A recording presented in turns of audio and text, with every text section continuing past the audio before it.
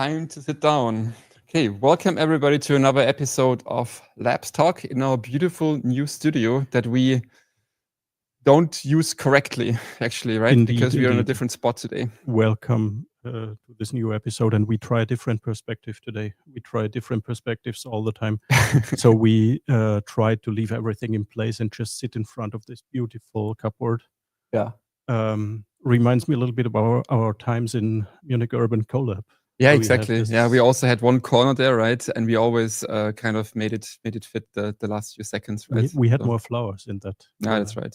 And a better view, actually. Well, to some degree, to a large construction site, actually. But anyway. We had that automated camera when people walked behind, or we had that glass window, and when people walked behind that automated camera would zoom to random people outside the room. I'm really not missing that, because I mean, if the GoPro is working, and at least now that I actually cleaned my USB-C ports, it seems to be working, right? We did this I like the static more or less perspective here of the GoPro. We can't stress this enough. We did this before. Yeah. So it's not that. Let's talk about content. Come on. So Absolutely. let's very quickly recap what we've done in the last show, and then come to our exciting new topic about quantum computing. So last show was also about quantum. Do you still remember what we talked about with Isabel? Absolutely, I totally do. We had a wonderful guest. We had Isabel Lee here in the studio with us physically. We had 3 microphones on the table. Isabel is typically working in Technical University. She's here in the same building with us, and she does quantum research. She explained to us how quantum computing works. We spoke a lot about qubits, how superposition works.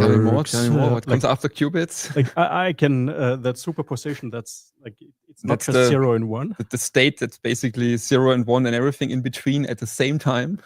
Until you take a look. Until you take a look, yeah. And that was how was that? Schrödinger's Katze. Schrödinger's Katze, right? So it's for that. Exactly. And the other important effect to remember is entanglement. That in theory you can entangle 2 qubits. And now in practice you can do that. Actually. Also, it's not a theory. So no, it's not. It's real science. It's science, absolutely. Yeah. And the magic part is you put them in different places geographically.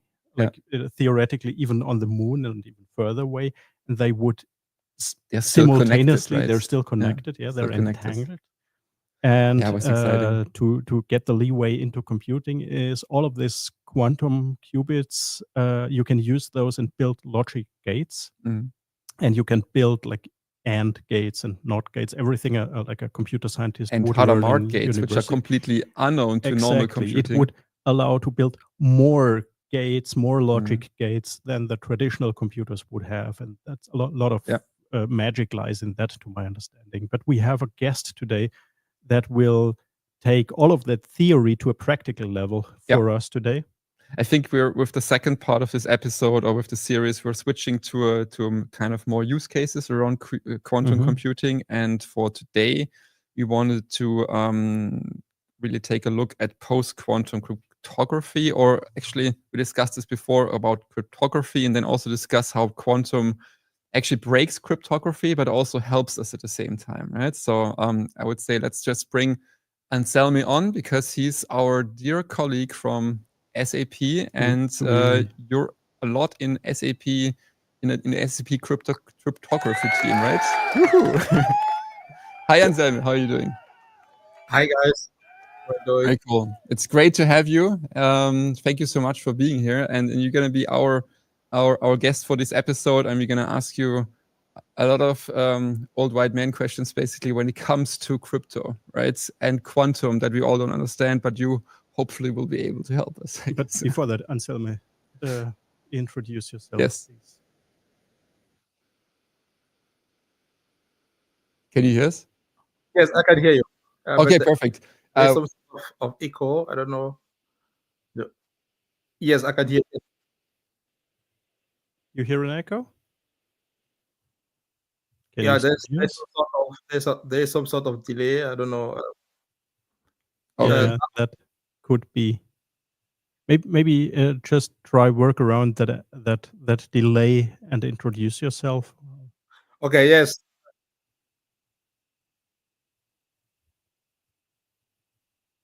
Yes. My name is Anselme Tueno. I am a cryptographer working at SAP. Basically,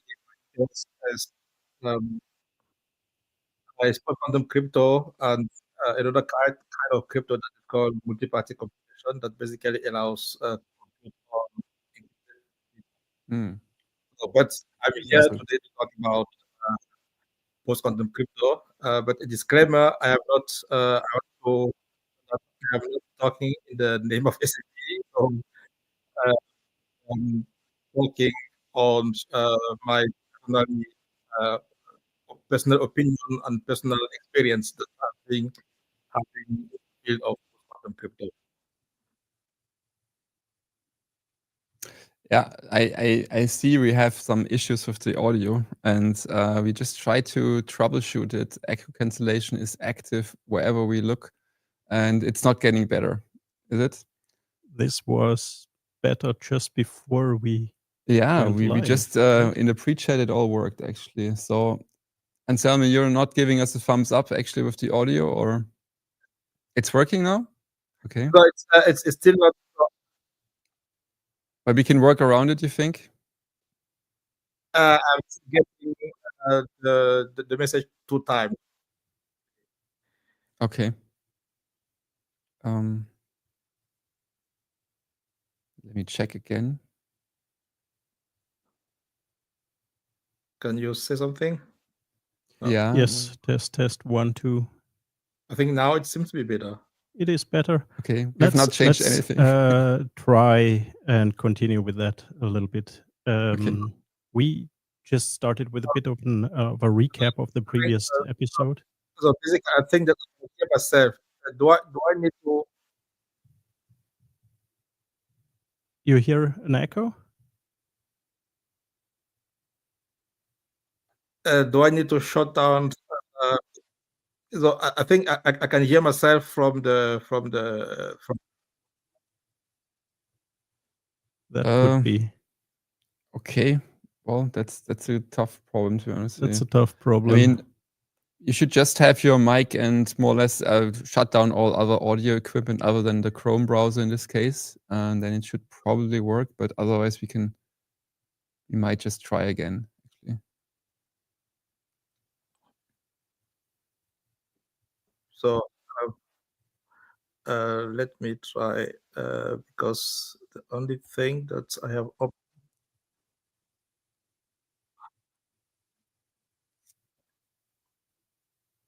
Okay. I think from our side, there's really nothing we can. Okay. No, I think now it should be better. Yeah. Okay. Okay. Okay. Cool. Now it should be better. Yeah. Yeah. Perfect. Then let's come back to the topic, right? So I think at the beginning, and Andreas, you started already. We figure out basically in today's world, we do everything with our smartphones and with our internet connections in the end, right? From our computers and so on. And it all relies on safe and secure communication, right? So think about your banking, for example, think about whatever website you essentially visit, it's hopefully HTTPS and HTTPS, the S in HTTPS, this means secure, right? And that's hopefully a safe channel.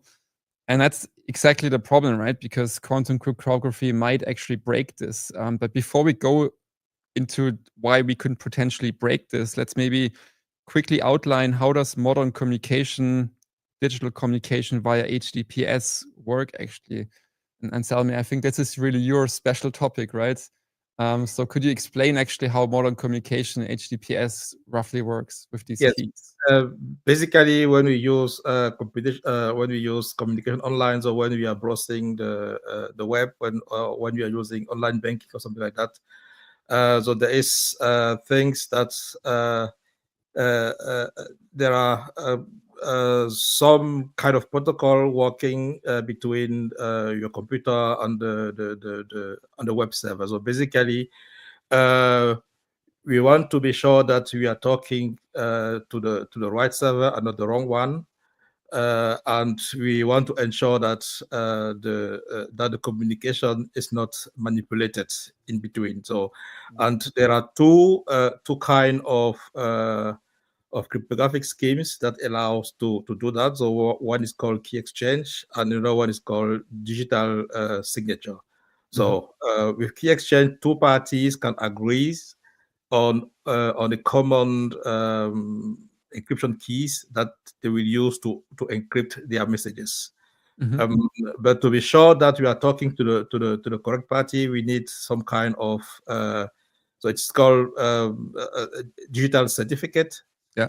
That ensures that we are talking to the correct party. So basically, there is something called public key infrastructure that allows anyone to go to a so-called certificate authority and get from there a signed certificate that everyone can verify that certificate is authentic, and this is used during the communication to ensure the correctness of to ensure that you are talking to the right person. Yeah. So if I understand correctly, it's two things basically, and you just explained. I'm just summarizing, right? It's like we need to know that we're talking to the right person, but we also need to know that our communication channel is safe, basically. And both is more or less enabled with the same thing called public-private key cryptography, right?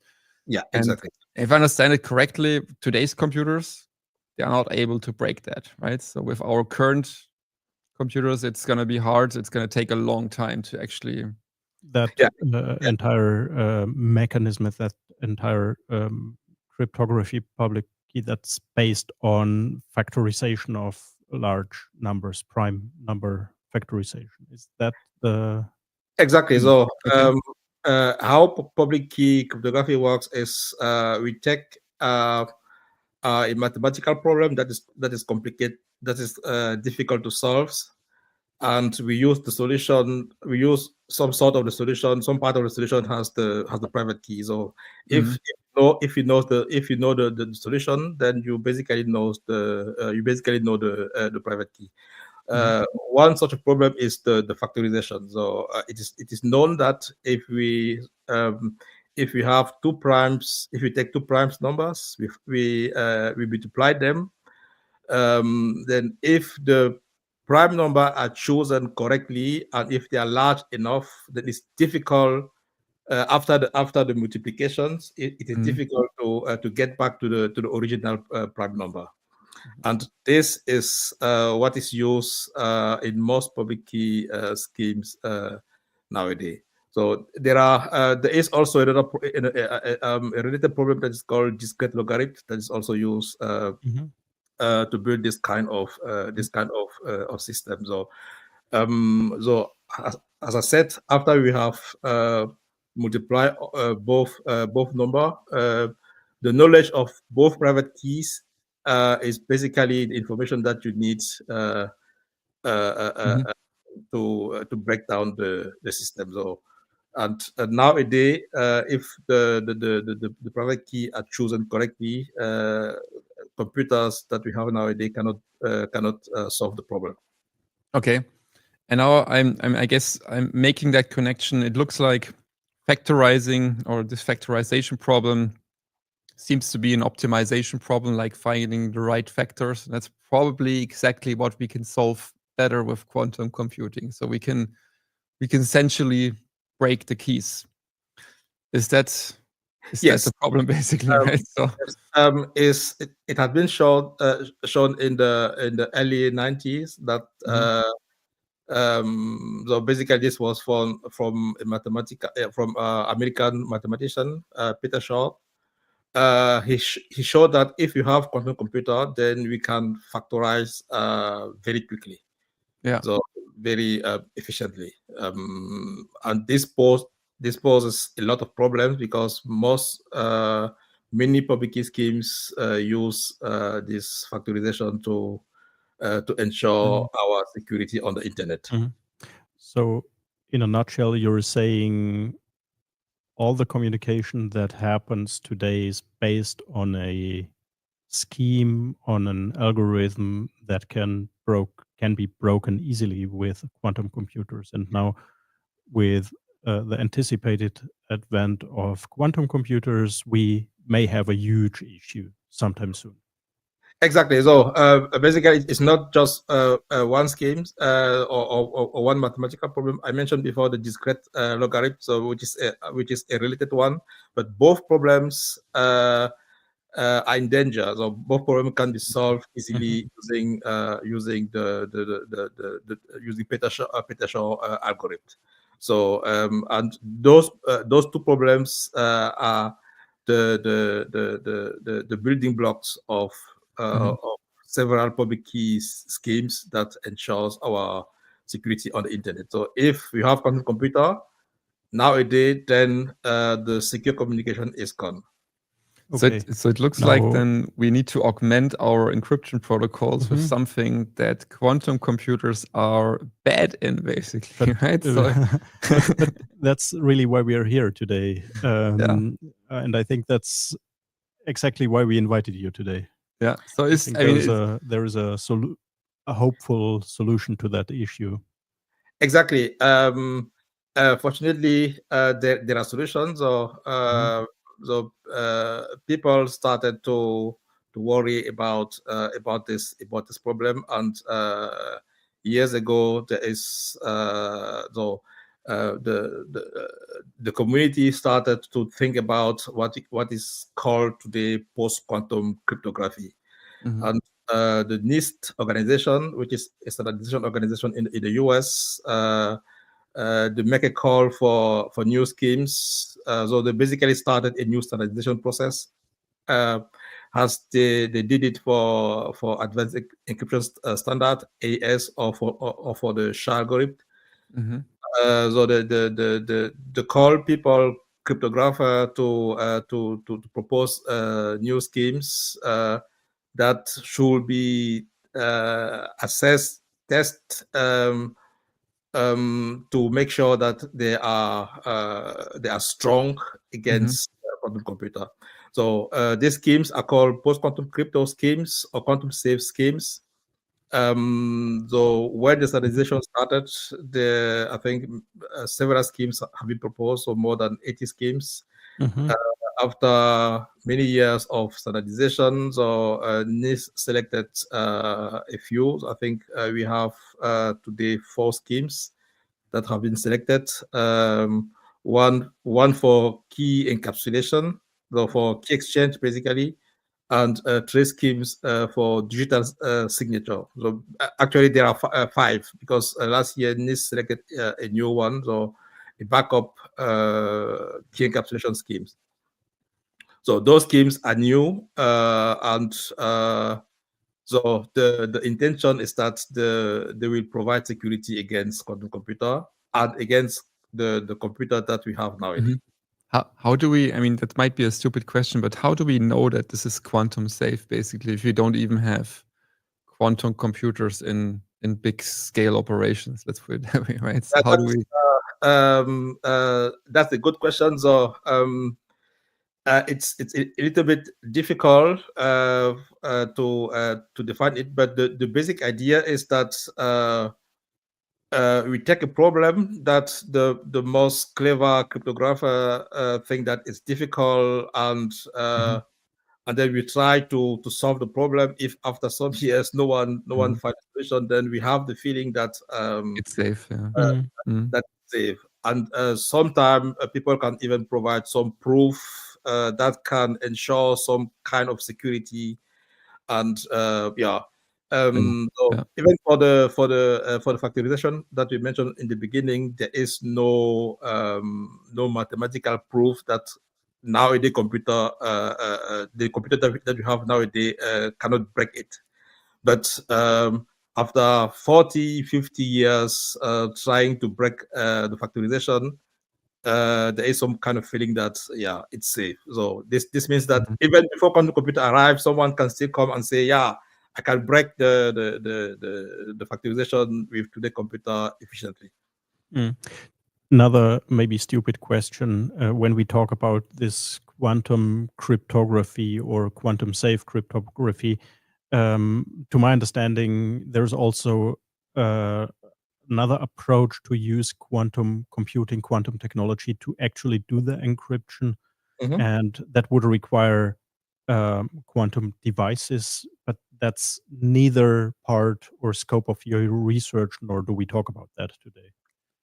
Exactly. So there is so-called quantum cryptography. I think that that started much more earlier than post-quantum crypto.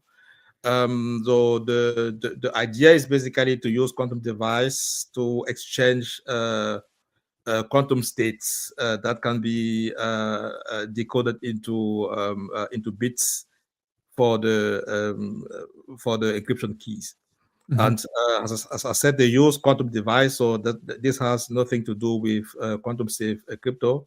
And also, this application has application only for key exchange. So for exchanging keys. So in public key cryptos for secure communication, we need two type of schemes. We need scheme for key exchange, but we also need digital signature, which quantum cryptography cannot provide nowadays, as far as I know. It's maybe something we need to follow up. That's a question for some later episode. Maybe there is a lot for us to explore. Yeah. So there are tools out there. For example, I remember that Signal was sending me a message that now they've implemented some quantum safe algorithms, encryption, right? And they would be apparently quantum safe. So Signal, the messenger. And that just brings up the question, how do we... I mean, it seems like some companies are adopting somewhat quantum safe protocols. How do we get there, basically, right? So what do you think is the right approach for a company, for developers to actually prepare for this quantum unsafe or safe world, basically, right?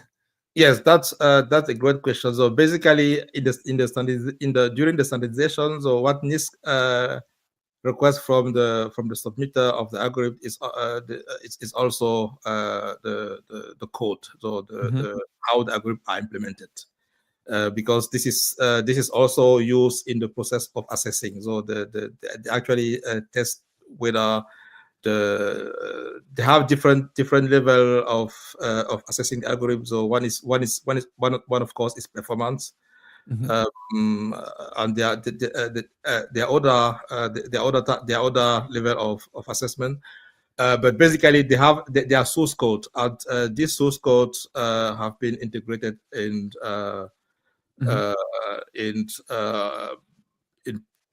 some popular libraries like OpenSSL or Bouncy Castle. So exactly how developers do it nowadays.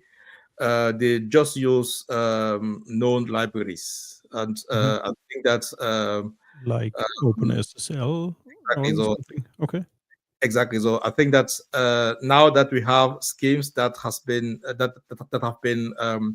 selected for standardization, the implementers of those libraries are also integrating those schemes in their libraries. Okay, so are you basically saying that just like the year 2K problem, if you update your libraries regularly, at some point you probably just get a quantum safe OpenSSL into your code base as a developer, and most likely you're gonna be good in this case, right? Just to add to that question, like with everything else you explained, I understand it's not just a drop-in replacement. Like even though those libraries have support for those algorithms, you would still have to adapt to that. Is that that's interesting. Let's figure that out.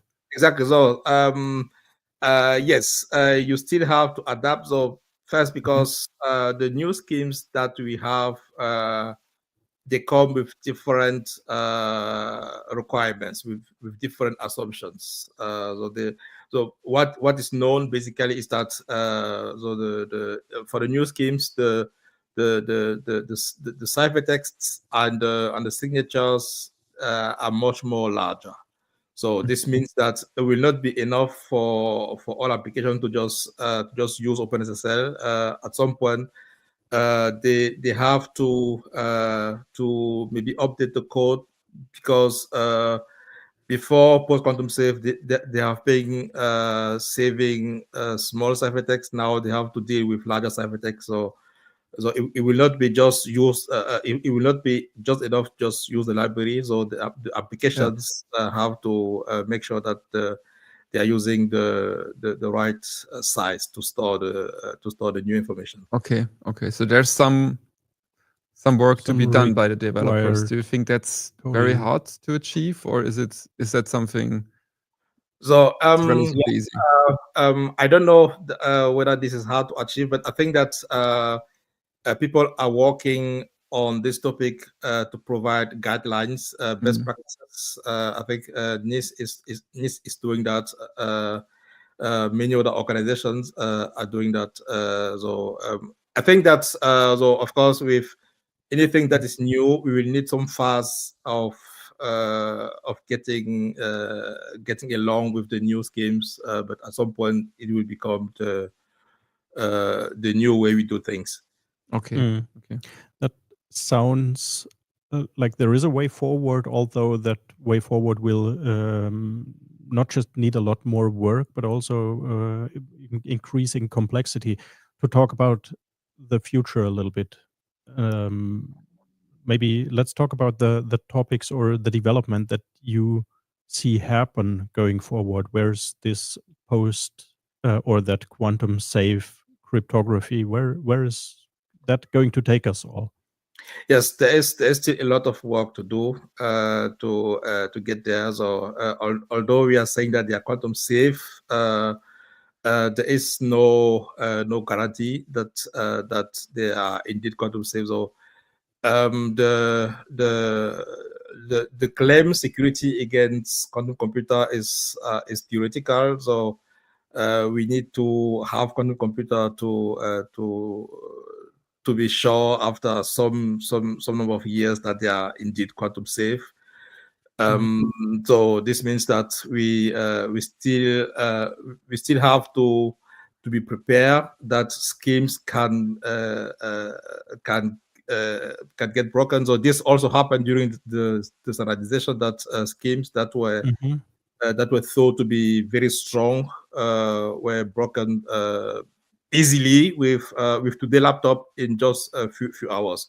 So because there are new ideas that can show that the schemes is not that strong. So I think the way to go is to be prepared that there will be new breakthrough in the analysis. So we need to be able to switch to new schemes as easy as possible, and this is something that is currently being